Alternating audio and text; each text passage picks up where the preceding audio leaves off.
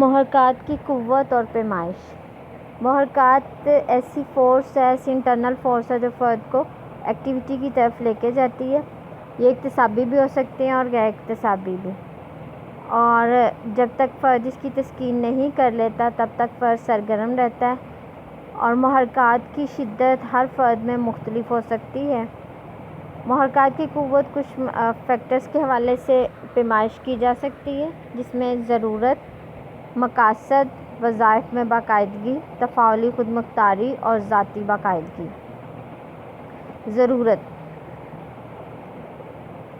ضرورت فرد کی ایسی حالت ہے جو کہ کسی چیز کی کمی یا زیادتی کی وجہ سے پیدا ہو، اس کو ضرورت کہا جاتا ہے۔ یعنی فرد کی ایسی کنڈیشن، ایسی کیفیت جس میں جو احساس دلائے کہ فرد کسی قسم کی کمی کا شکار ہے، اور اس کی وجہ بنیادی محرکات بھی ہو سکتے ہیں، ثانوی محرکات بھی ہو سکتے ہیں۔ یہ فرد کی غیر متوازن حالت ہے، اور اس کی وجہ سے پیدا ہونے والی کمی یا زیادتی کی شدت کا احساس لازمی پیدا کرتی ہے۔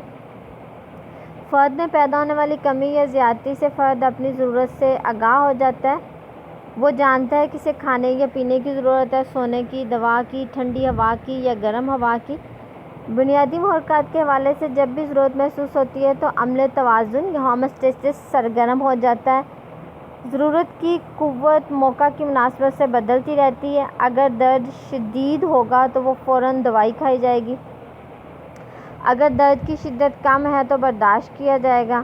شدید پیاس سے فوراً پانی پیا جاتا ہے۔ سردی میں فرد کانپ کر جسم کو گرم کرتا ہے، ہاتھوں کو رگڑ کر گرم کرتا ہے۔ ثانوی محرکات میں بھی فرد معاشرتی طور پر مطابقت حاصل کرنے کے لیے معیار بناتا ہے۔ جس طرح فرد کے نزدیک کسی شے کی پسندیدگی، ناپسندیدگی، عزت اور توقیر کا معیار ہوتا ہے، اسی طرح سے عزت اور وقار کی نوعیت ہر ایک کے لیے مختلف ہوتی ہے۔ لازمی نہیں ہوتا کہ ہر محرکاتی قوت کا تعلق ضرورت سے ہی ہو، کچھ اور وجوہات بھی ہو سکتی ہیں۔ مثلاً ایک شخص بھوک کے باوجود کھانا نہیں کھاتا بلکہ صبر کرتا ہے یا مرضی سے فاقہ کرتا ہے، تو یہ بھی محرک کی قوت ہے جو اسے بھوک برداشت کرنے پر مجبور کرتی ہے۔ یہاں بھوک مٹانا محرک نہیں ہوتا بلکہ اسمارٹ بننا محرک ہوتا ہے۔ مقاصد یا گولز، جس صورتحال میں ضرورت فرد کے کردار کی سمت کا تعین کرتی ہے، اسے مقصد کہا جاتا ہے۔ مقصد کے حصول سے تناؤ ختم ہو جاتا ہے۔ مقصد ہمیشہ محرک کی شدت کے حوالے سے اہم ہوتا ہے۔ وظائف میں باقاعدگی۔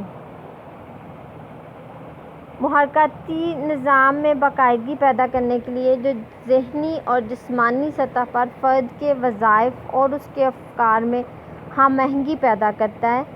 ضرورت اور مقاصد میں خلا میں نہیں پائے جاتے بلکہ یہ فرد سے متعلقہ ہوتے ہیں، اس کی ضروریات سے، اس کی دنیا سے متعلق ہوتے ہیں، اور فرد کے وظائف اور تفاعل میں باقاعدگی بھی محرکات کی شدت سے ہوتی ہے، شدت ہی اس کا تعین کرتی ہے۔ محرکات کی شدت کا انحصار کچھ فیکٹرز پر ہوتا ہے۔ اس میں سب سے پہلے فرد کے اوصاف ہے۔ فرد کے اوصاف میں اس کی قابلیتیں اور اس کی صلاحیتیں شامل ہیں۔ کردار کا رخ، فرد جس انداز میں اپنا کردار اپناتا ہے یا ادا کرتا ہے وہ بھی محرکات کی شدت کا پتہ دیتے ہیں۔ مثلاً ایک فرد ہمت، جوش، دیانتداری، خوشی، بوجھل دل کے ساتھ یا بادل ناخواستہ اپنے کام کرتا ہے تو یہ اندازہ بھی اس کے محرکات کی شدت کو اہمیت دیتا ہے۔ رویہ جات یا بلیفز، فرد کے رویے اور عقائد اس کے محرکات کو متعین کرتے ہیں اور ان میں شدت پیدا کرنے کا باعث بنتے ہیں۔ ثقافت یا کلچر، ثقافت بھی ہمارے کردار میں باقاعدگی پیدا کرتی ہے۔ ہمارے کھانے پینے کے علاوہ پہننے اوڑھنے، میل جول کے انداز، ہماری ثقافت اس کی عکاسی کرتی ہے۔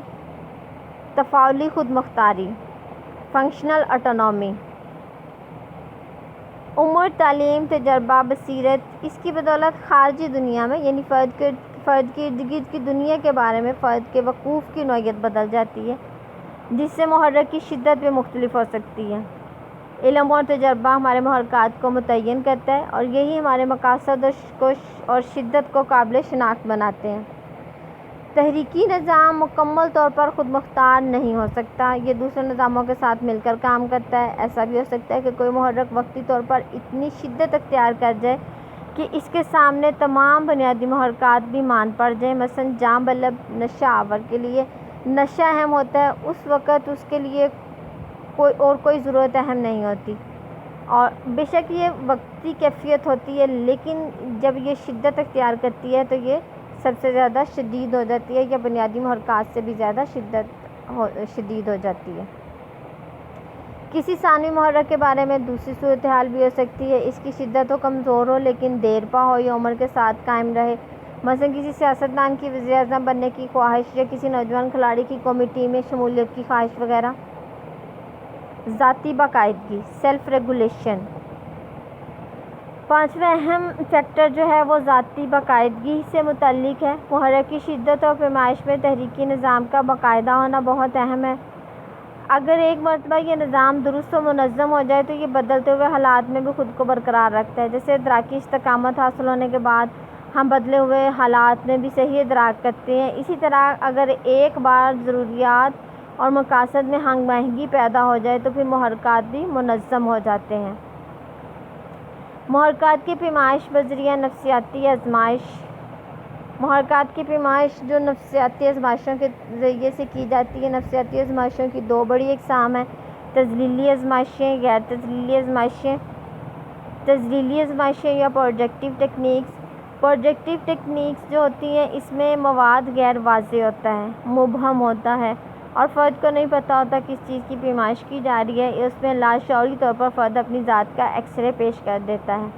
اس میں سب سے پہلے TAT یہ تھمیٹیکل پرسیپشن ٹیسٹ ہے، اس کے بعد روشاک انکفلوڈ ٹیسٹ ہے، house tree and person draw person house and tree test ہے، سینٹینس کمپلیشن ٹیسٹ ہے۔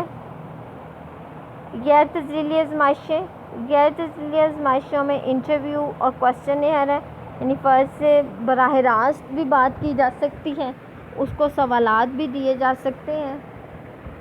غیر تذلیلی آزمائشیں جو ہوتی ہیں انہیں معروضی آزمائش بھی کہا جاتا ہے، اور کچھ غیر تذلیلی آزمائشیں مکمل شخصیت کی پیمائش کرتی ہیں، جبکہ ایسی آزمائشیں بھی متعارف کرائی گئی ہیں جو شخصیت کے کچھ اوصاف یا فیکٹرز کو معیر کرتی ہیں، جیسے فرد کے رویے، مزاج، اس کی ترجیحات وغیرہ۔ پیمائش سے محرکات کے بارے میں معلومات حاصل کی جا سکتی ہیں۔